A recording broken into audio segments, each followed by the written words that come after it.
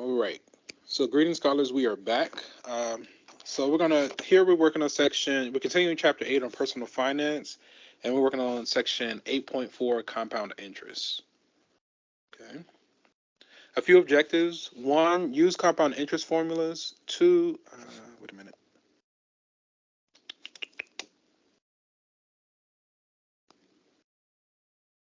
Okay, that's better. So 1, use compound interest formulas.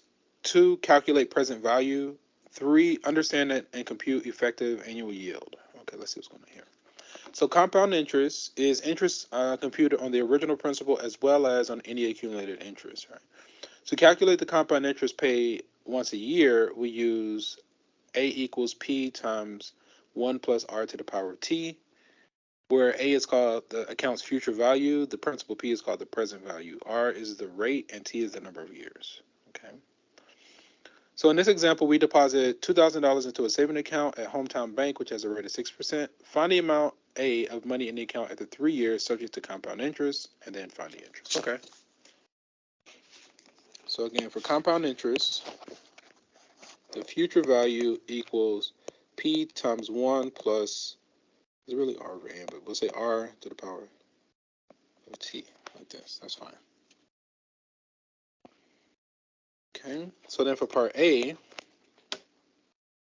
so we're solving for A.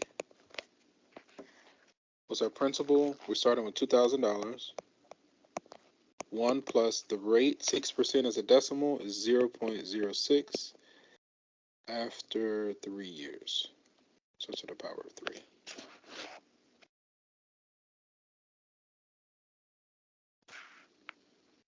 So then 2,000, parentheses, 1 plus 0.06, close parentheses, to the power of 3. Looks decent. 2382.03. 23. Again, this is an approximation.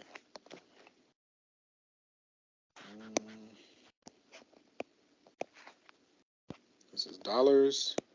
Come on. Oh, it's not gonna work. Okay.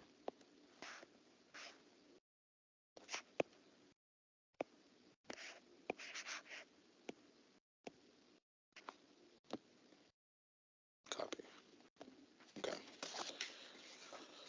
Let me see. Find the amount of money after 3 years subject to compound interest. So $382. So then find the interest. So then we say that 2382.03 minus 2,000. So the interest is going to be, basically it's the 382.03.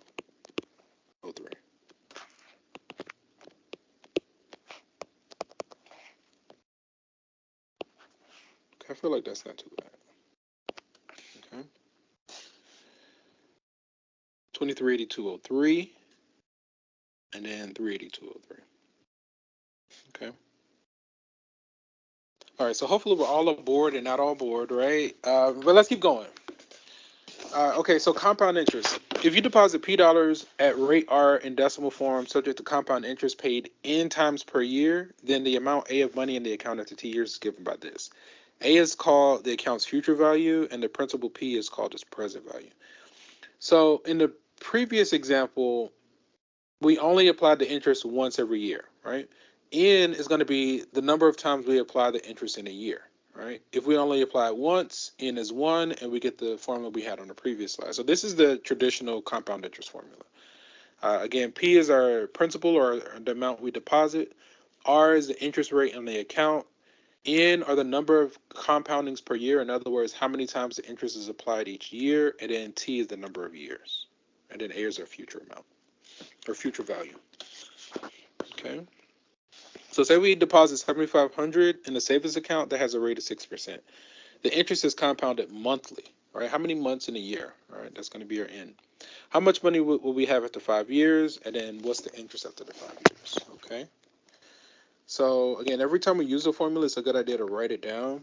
So the future value, P times 1 plus R over N to the power of NT. So hopefully you all have a formula sheet. where you can this is something that I would definitely add to my formula sheet if I were making one. I'm just going to put it here for reference. Okay. Okay. So for part A, the amount in the account. Let's see. We're starting with the 7,500. 1 plus the rate, which is what, 6%, so 0.06. It says compounded monthly, right? So hopefully you were thinking the n is 12 because there are 12 months in a year, right? And then to the power of nt, so that's going to be 12 times how many years? 5 years. Okay. So then we just crunch the number. At that point, it's just a calculator problem. Okay. So 7,500 times 1 plus 0.06 divided by 12 to the power of 12 times 5.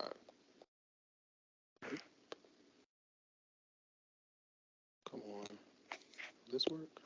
Kind of. 12 times 5. Okay. Okay.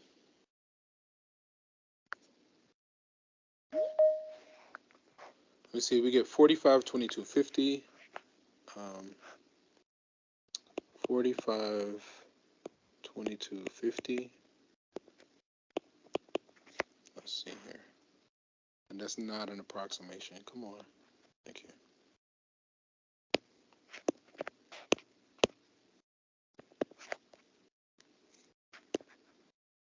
Let's see. Is that reasonable? That can't be right. 5 years. That doesn't sound. I think I made a mistake somewhere. 0.06 divided by 12. Ah, there it is. I found a mistake. Yeah, that doesn't make sense. That's way too high. I wish that was the case. Let me insert. I forgot to say to the power. Okay. Yeah, I was like, it should have been an approximation. I was like, why does that look so weird? Okay, let's clean this up. Okay.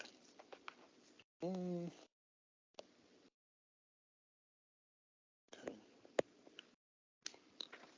So 101.16. Wait a minute. 5 years. 10,000. 10,000. Okay, that's reasonable. 101.16. 0.38. Let's get rid of this.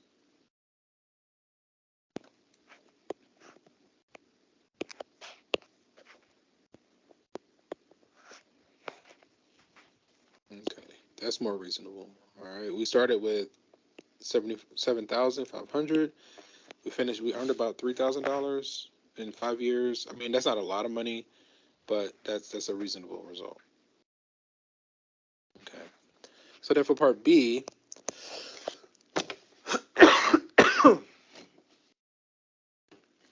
so find the interest after the 5 years. So we're just going to say that answer minus 7,500.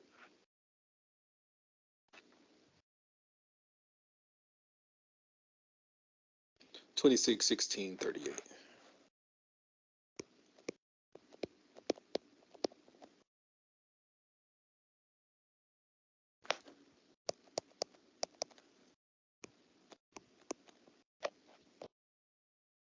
Okay, and I just subtracted the future amount minus our starting amount. Okay, 10,000, 116, 38. Okay. And then 26. So we got. Okay. We're already halfway. Party's almost over. What a bummer. Right? Halfway through this, we're already past the halfway mark for class, I think. Anyway, we got like a little over. We got like maybe like 35, almost 40 minutes left remaining. Okay, compound interest and continuous compounding. Some banks use continuous compounding where compounding periods increase indefinitely. Let me see. After T years, the balance A in an account with principal P and interest rate R in decimal form is given by the following formulas.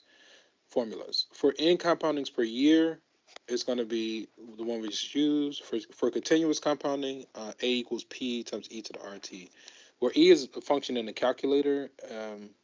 It's kind of like pi, but it's just like a different concept. It's something it's this concept that comes out of like calculus. When you take the limit as n goes to infinity, it's a calculus concept, but in calculus we have this thing called the derivative, which is the slope of the tangent line at a point, and then mathematicians realized that there was this number where the graph of e to the x, the slope of the tangent line at a point was always itself, right? It was its own derivative, right? So it's a unique function in mathematics, so that's what that is. You don't need to know all of that backstory right now. For now, we just need to know how to use that function e in the calculator. Okay. So for continuous, and the way I remember continuous compounding is just A equals PERT. It's kind of like sounds like soap to me, but PERT, PE to the RT. Okay. So we decided to invest $8,000 for 6 years, and we have a choice between two accounts. The first pays 7% per year, compounded monthly. The second pays 6.85% per year, compounded continuously. Which is the better investment? Okay. Let me see. Any of these I don't use. I kind of use all of these. Okay. Let's do the first one in blue. Okay, so that's compound interest, right? So we're going to use P times 1 plus R over N to the power of NT. Okay. 6 years. Okay, so the future amount, we're starting with $8,000. 1 plus 7% per year. So that rate 0.07 compounded monthly. 12 times 6 years. All right, we're going to crunch that number. And then for the second one, we're going to use PERT. So the future amount is going to be, we got our 8,000. E, the rate in that second account is, so that's going to be 0.0685.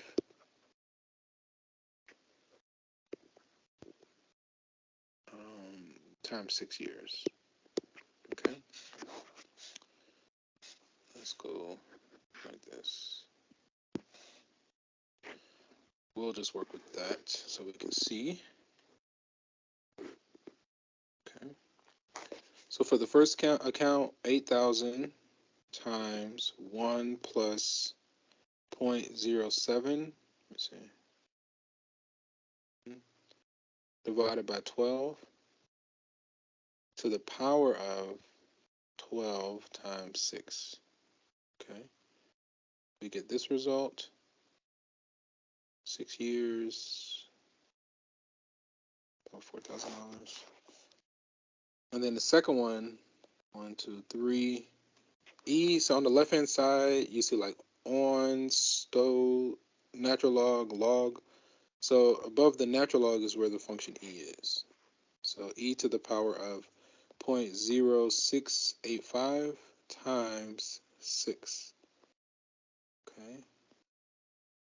It looks like that first one is better. All right. So in the first one, after the 6 years, we'll have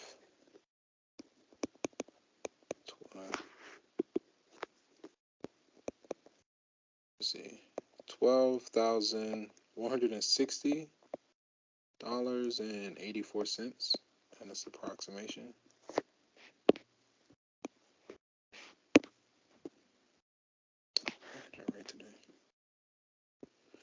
Okay, but then the second account looks like the future value is 12,066 and 60 cents.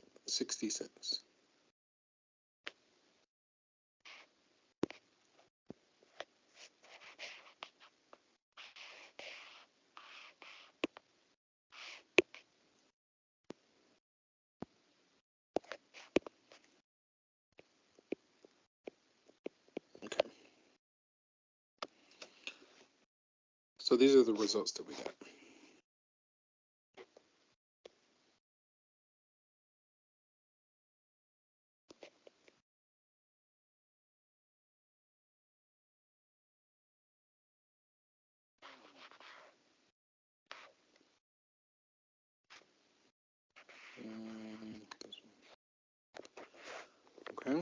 So it looks like the first account is the better account.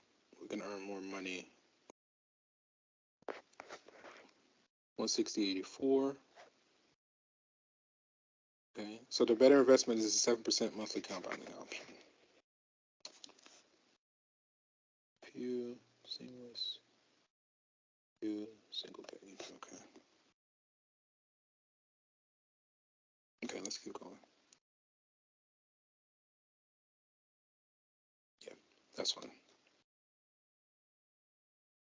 All right. So calculating present value. If $8 are used to be accumulated in T years in an account that pays R rates compounded N times per year, then the present value. So basically what they did, they took our compound interest formula and solved for P. Right? We had A equals P times all of this stuff. So remember, all of that stuff in the parentheses is just a number. So we can move that number to the other side by dividing both sides by that number, and we get this guy. That's fine. How much money should you deposit into an account today that earns 6% compounded monthly so that it will accumulate $20,000 in 5 years, okay? We could use that present value formula that we had on the previous slide, but it's actually the same as a compound interest formula, so I'm just going to use my compound interest formula, all right, where the future amount is going to be P times 1 plus R of N to the power of NT. All right, let's plug in what we have. We want to move some things around. So we're trying to solve for P, right? 1 plus, the rate is 6%, so that's going to be 0.06. What's our compounded monthly? So our N is 12 to the power of 12 times how many years? 5 years. And we want to finish with 20,000. Okay. So keep in mind, we're basically just doing P times some number. So if we want to solve for P, we just divide both sides by that number, right? And that's what the present value formula was doing. All right, that's pretty much what it is, right? So on bottom we're going to have this 1 plus 0.06 divided by 12 to the power of 12 times 5, and on top we're going to have our 20,000. We crunch the number.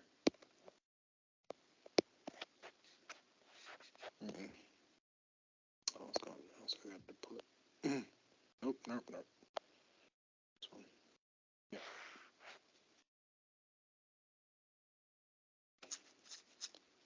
That's clear.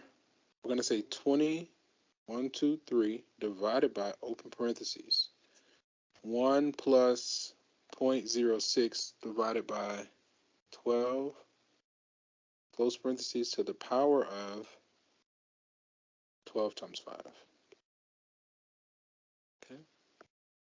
So we need to deposit at least $14,820, $27, and just go ahead and do 45 cents. I mean, this really rounds to 44 cents, but just round it up. I would just round up by 1. I'm going to put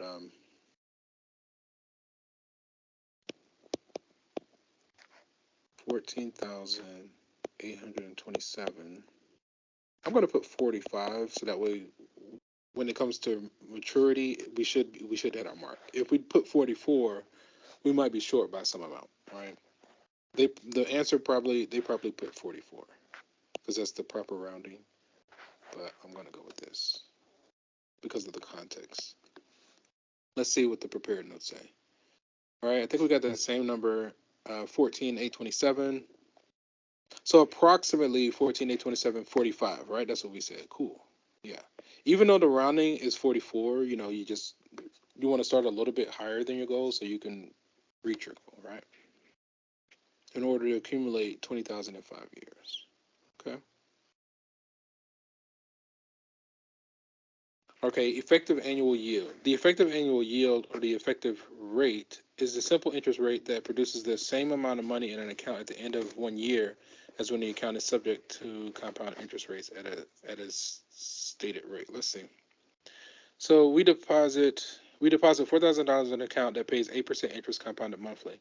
Find the future value. Use the future value formula for simple interest to determine the effective annual yield. Let's look at this one more time. It's a simple interest rate that produces the same amount of money in an account at the end of 1 year as to when the account is subject to compound interest. Okay, so let's do part A and find the future value based on compound interest. So again, A equals P times 1 plus R over N to the power of NT. Okay, I guess I'll go to the side here. So we're starting with $4,000. 1 plus the rate is 0.08 divided by, it's compounded monthly, so it's 12 to the power of 12 times 1, because it's 1 year. Okay. That's going to be approximately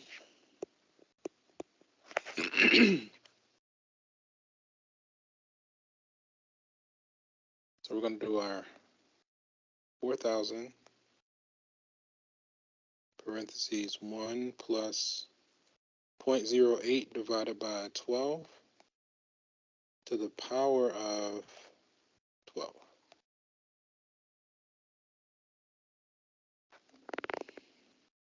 $43.31. It's like $43.32. $43.32.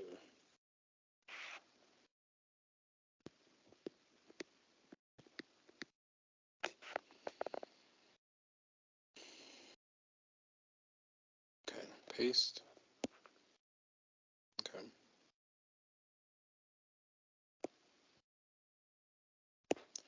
So then it says use the future value formula for simple interest to determine the effective annual yield.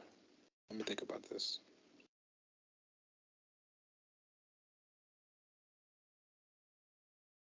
So we want, okay.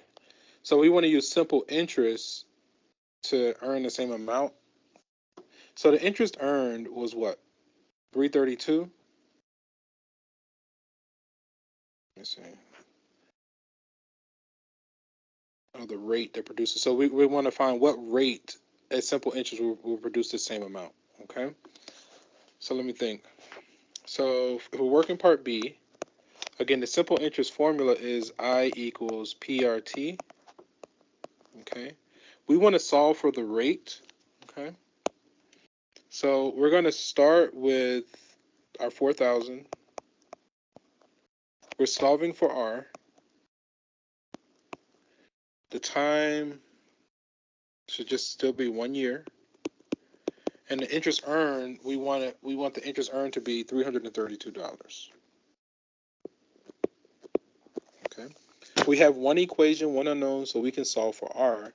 Long story short, R is going to be equal to the 333 divided by 4,000. Okay. Hey Google, what's 332 divided by 4,000? 332 divided by 4,000 is 0.083. So then 8.3%. Okay, so with the compound interest account, that one is at 8%, but if we do simple interest, we would need a rate of 8.3% to match the interest earned after 1 year. Right? That makes sense because remember, simple interest is our lowest form of interest, so it generates money the slowest, which makes sense, right? So we would need a higher rate in order to keep up. Okay, let's see how do we do. The 43.32 was good, and then 8.3%. Right? So thus the effective annual yield is 8.3%. This means that an account that earns 8% interest compounded monthly has an equivalent simple interest rate of 8.3%. Oh no. No. We still got at least 20 minutes. Okay. I really didn't want to do the next one. I guess we could.